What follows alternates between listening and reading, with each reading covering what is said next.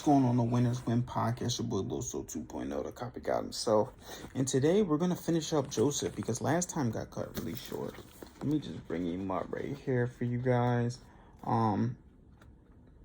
Like I said, definitely a great book for you guys to invest in. I believe everybody should have a plethora of dictionaries.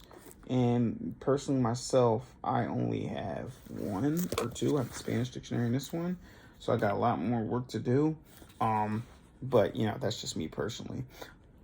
And just doing some housekeeping things, guys. Please subscribe to this channel, the Winners Win channel. If you're watching this on YouTube, like, share this video, comment below. If you listen to this on any type of podcast platform, 5-star reviews and leave a review below in order to help me expand my speaking and to get better.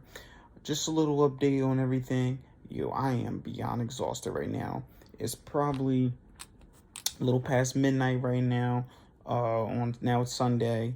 I'm still gonna wake up and 6.5 hours, go to the gym, get a great workout, and get some hoops in. I get the good things about Sundays, or like the days that I get the hoop, I get to work on everything that I was practicing throughout the week. So I'm getting to work on the moves. I get to practice, attacking the basket, just like some shots, stuff like that. So it's really good to go out there and just really get the hoop and just get the move around.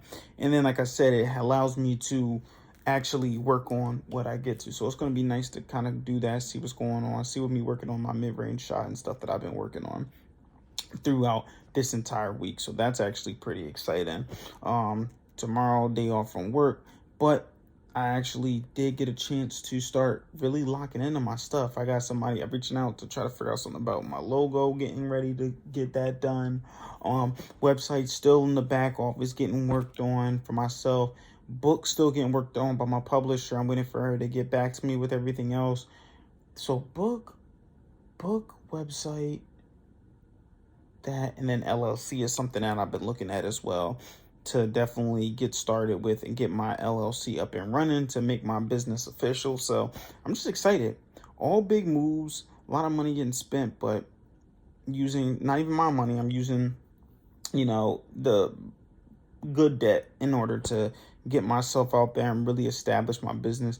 And I got some other moves going on too with some stuff, some gear and all that. I'm telling you guys are going to be, listen, my branding is going to be better than ever, right? Like I said, I'm going to start wearing, get some shirts going and everything, man. Like, it's just, you have to immerse yourself, like, in the knowledge, but you have to immerse yourself in your business too as well. If you really truly believe in your business, you have to go further than you ever been before to immerse yourself in what you have to do and then get your stuff going. So it's been really exciting to actually getting the ball rolling for a lot of my business stuff. And I can just see by the time this year ends, a lot of things are going to be in the works. And then this next year, 2023, is going to be insane. It's absolutely going to be insane with all the stuff that I have pretty much coming together and working together in order to get myself out there. And the best part about it is you guys got to see my journey. You've been listening to my podcast every single day. You've been seeing the things I've been going through. You've been seeing the ups and downs of my life. You guys have been through all the way, and that's why I appreciate you guys more than ever. So when I blow up, you guys are blowing up with me. You guys are the first subscribers, right? First 31 subscribers. First people listening to my podcast. The first people follow me on Instagram, Twitter, TikTok, all that stuff like that. You guys were in from me to the beginning, so that you're definitely gonna see the glow up and the growth of my business as I keep going. So that's definitely amazing as well. What else is there? Yeah, and then let me see. So that's business, that as well. We just cleaned up the house. That's why I'm really exhausted. I just spent so much time actually cleaning up the house, getting things done, feeding the baby rabbits, getting a new cage for the rabbits as well, so that they won't take up so much room, but they still keep the room that they need, like the amount of space they need, and then be able to let them run around sometimes whenever we, come home or whatever. Like I said, a lot of money spent. Still gotta do my Christmas shopping. Yeah, whatever. It's a lot of stuff that's going on. But like I'm just taking it step by step, day by day, and just using that compound effect that I was talking about in my last episode to help me out with everything else. But really what's going to happen now is I'm going to go into Joseph. I think I had to pick back off with his metaphysical definition. I think I started reading that a little bit. Um, so the paragraph I was on is how often we hear people say that they do not now seem to realize such uplift as came to them when they first began to understand truth. It says, then they were so enthusiastic that they could think and talk of nothing else. They say that they even demonstrated for themselves and for others more easily than they demonstrate now. They think that they somehow lost their grasp of truth because carnality seems so real to them. They are right in the place that was occupied by the Israelites after Joseph died. So once people start to realize truth, that's all they can talk about.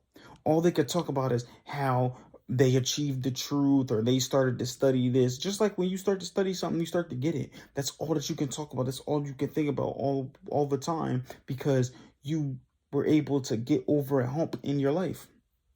And it says truth as a thing apart. A personality named Joseph has disappeared, but it lives in his progeny in the land of Egypt, and these descendants are oppressed by Egyptians.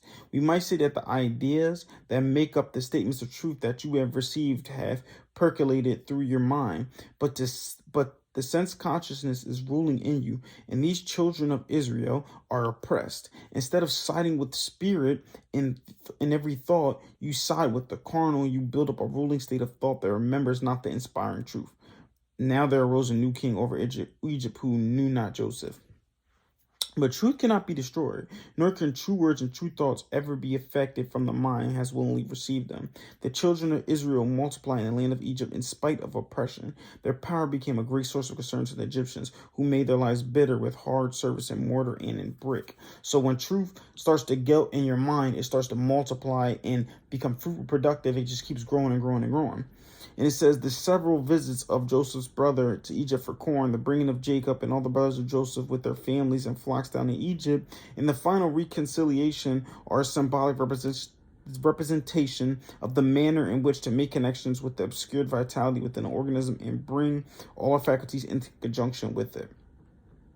This symbolism depicts also the unification of the I am, Jacob, with all the faculties of the minds, with the life, energies, and the substance of the whole man. They dwelt in the land of Goshen, unity. See Genesis 46 and 47. Joseph, as the imaging, increasing power of the mind, refers to the imagination for the significance of Joseph Barnabas. Joseph and Mary, the parents of Jesus, represented wisdom and love, which had been ideas of mind, but are now to bring forth a manifestation in substance. Luke 2:4-5. Well, chapter 2, verse 4 and 5. Joseph might also be said to represent the Son of Man and Mary, the divine motherhood. So you see how Joseph, so there's two Josephs. They're the one that's the father of Jesus, that's another metaphysical definition. And then they have the one that was one of the tribes of Israel, which was imagination. Now, the second Joseph for Jesus represents wisdom and love. Wisdom, which is, we talked about it, it is experience gained from applied knowledge. And that's what we need, and that creates love too as well. So Joseph was merely betrothed to Mary, yet she was great with child, so Joseph was minded to put her away privily.